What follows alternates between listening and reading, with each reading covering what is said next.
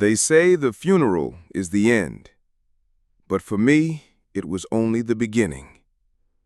I stood beside my father's grave in a tailored black suit that didn't quite fit, like I was playing a role I hadn't auditioned for. The grass was too green, too alive. The sky too bright for the day we buried a man who had loomed over every corner of my life. My wife, Caroline, held my hand. Her grip was soft, supportive, comforting, or so I thought. Within 30 days of his burial, she'd be gone, along with everything he left behind, and I'd finally see who she really was. The call came at 4:17 a.m. I still remember the way my phone lit up in the dark room, flashing Dad, mobile. But it wasn't him. It was a nurse from his private hospice, voice gentle and rehearsed. "He's gone," she said, peacefully, in his sleep. I didn't cry, not right away. I just lay there, staring at the ceiling, letting the words settle in like dust. Caroline woke to my silence. She touched my shoulder and asked what happened. I told her. She hugged me, kissed my temple, and said nothing else. That was Caroline. Her comfort was in presence, not words, and I needed that, or thought I did. The will was read a week after the funeral. A mahogany-paneled office, 2 lawyers, one silent assistant tapping away on her laptop, and the thick scent of cologne and old books. My father left behind more than I expected. He'd sold his company quietly 3 years ago. I hadn't even known. The buyer? A private European investment group. The payout? Just over $42 million. No debts, no loose ends, and no other heirs. He left it all to me. Every cent, every property, every investment. Stocks, gold, even a vineyard in Northern California I didn't know existed. When the lawyer said the number, I looked at Caroline. Her eyes didn't widen. Her expression didn't change. But something inside me flinched. Not because I didn't trust her. I did. At least, I thought I did. But suddenly, the world felt heavier. Like I'd inherited not just money, but something far more dangerous. Expectation, legacy, and the attention that comes with unimaginable wealth. We didn't celebrate. Not really. We went home that night, sat on the couch in silence, and ate leftover pasta from the fridge. Caroline scrolled through her phone. I pretended to read emails. The money sat in a newly created trust, untouched, while lawyers shuffled paperwork like they were building a fortress around it. For the first time in years, I noticed something in Caroline's eyes I couldn't name. It wasn't cold, but it wasn't warm either. Like she was watching me from the other side of a wall I hadn't realized existed.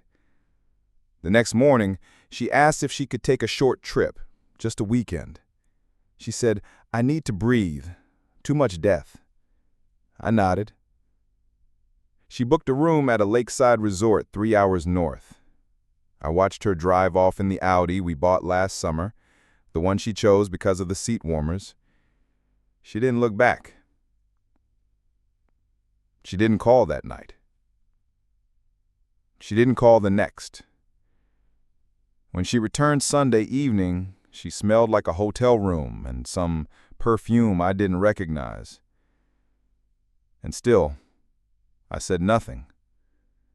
Because grief makes cowards out of all of us, and I was still grieving my father.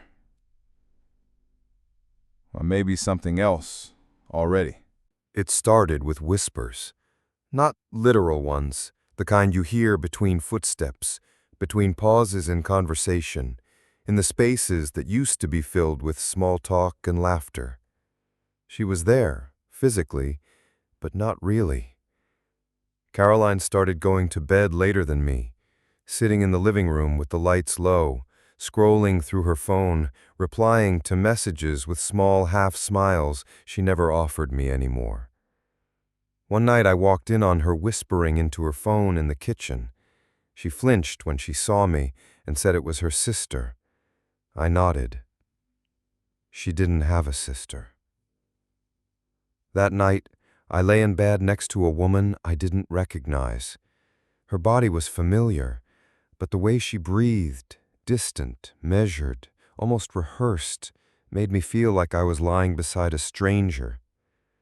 I began to check her phone when she showered. I hated myself for it, but I did it anyway. Nothing. Deleted messages, cleared history, sterile like a hotel room.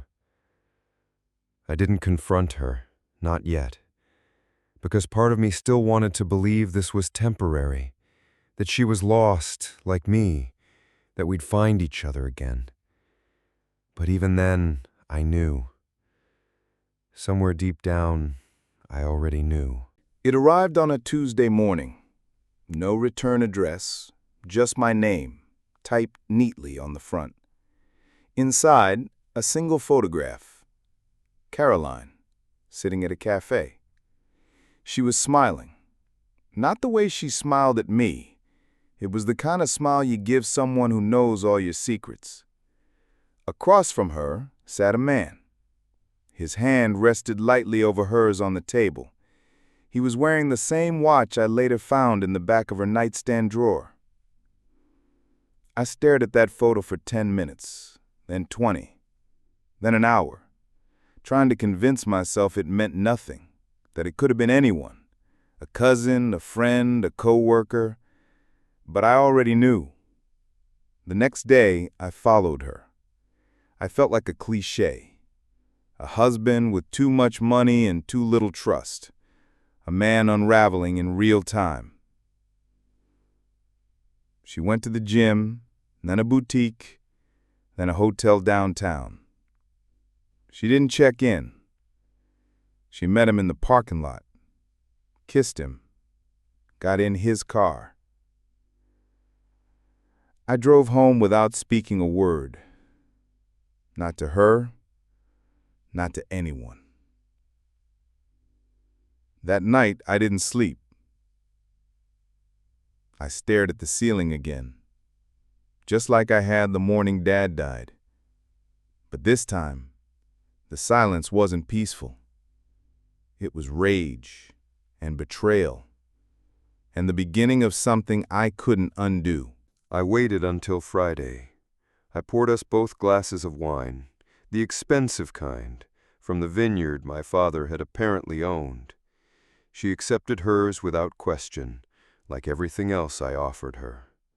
We sat on the back porch. It was quiet, too quiet. "I followed you," I said. She didn't look surprised, just still. To the hotel, to him. Caroline took a slow sip of wine. I figured. "How long?" She didn't answer. "How long, Caroline?" Her lips parted. "Since before your father died." It hit me like cold water, like a punch to the lungs. I stood up, couldn't breathe, walked a few steps, then turned around. "Why?" She tilted her head. "Do you really want the answer to that?" "Yes." "Because he sees me. You never did. Not really. Not since your father got sick. You disappeared into that man's shadow. I was alone before he died. I just stopped pretending after." I stared at her. 1,000 thoughts tangled in my throat, but nothing came out. Caroline stood, set her glass down, and walked back inside without another word. And that was the night I realized the truth. I had lost her long before the money. The money just made it official. She was gone the next morning. No note, no suitcase. Just missing clothes, missing perfume, and missing silence.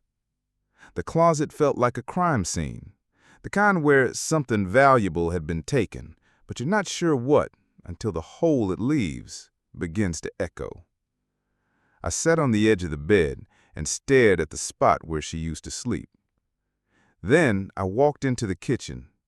She took the wine glasses, only hers, left mine. Cold, calculated. I called her phone, disconnected. Checked her email, dead. Went to the bank. The trust account, frozen. But the private account I gave her access to, emptied. $376,000. Gone. No trace, no call, no closure. She didn't even take the dog. Just the money. Just the silence. Just the pieces of me I never knew I'd given away until they were no longer mine. The house didn't feel empty. It felt hollow. There's a difference. Empty is what you see. Hollow is what you feel. The silence echoed louder with every passing day. I found myself listening for her footsteps, for the clink of her wine glass, for the soft creak of the front door opening at 7:14 each evening. None of it came. I started walking in the mornings, just down the street. No headphones, no purpose, just motion. Because if I stopped moving, I'd have to feel, and I wasn't ready for that yet. Friends started calling. I didn't answer. One sent me a link to a photo. Caroline, in Madrid, on a boat. Same man. Same smile. The one that didn't belong to me. I closed the laptop and didn't open it again for 2 weeks. Somewhere in the middle of that silence, I found something unexpected. Peace. Not because she left, but because, for the first time in months, I didn't have to pretend anymore. I flew to California. I'd never been to the vineyard, never even Googled it.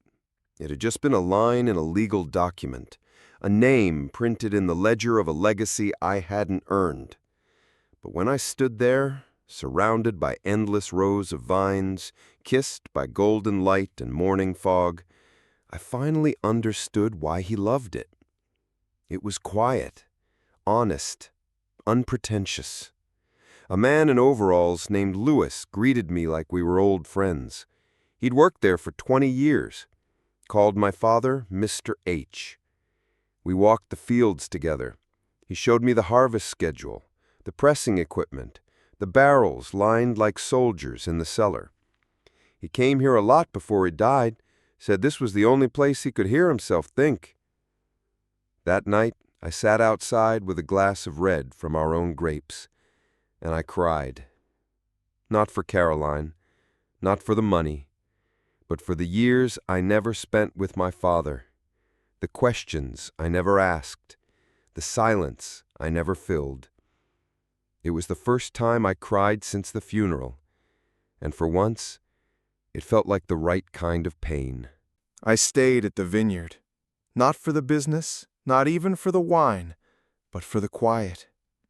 Luis taught me how to prune, how to press, how to taste. I wore dirt under my nails for the first time in years, and I liked it. It wasn't about healing, not yet. It was about motion, routine, simplicity. One afternoon, while sorting bottles for shipment, I found an old journal tucked behind the tasting bar. My father's handwriting. Just one entry. If he ever finds this place, I hope it teaches him to be still, not successful, not rich, just still. I read that sentence a dozen times, and I finally understood. He didn't just leave me money. He left me a way out. Not from grief, from the noise, from the lies, from pretending to be someone I never was. Caroline may have taken the money, but I got something better. A vineyard, a life, a beginning, and finally, peace.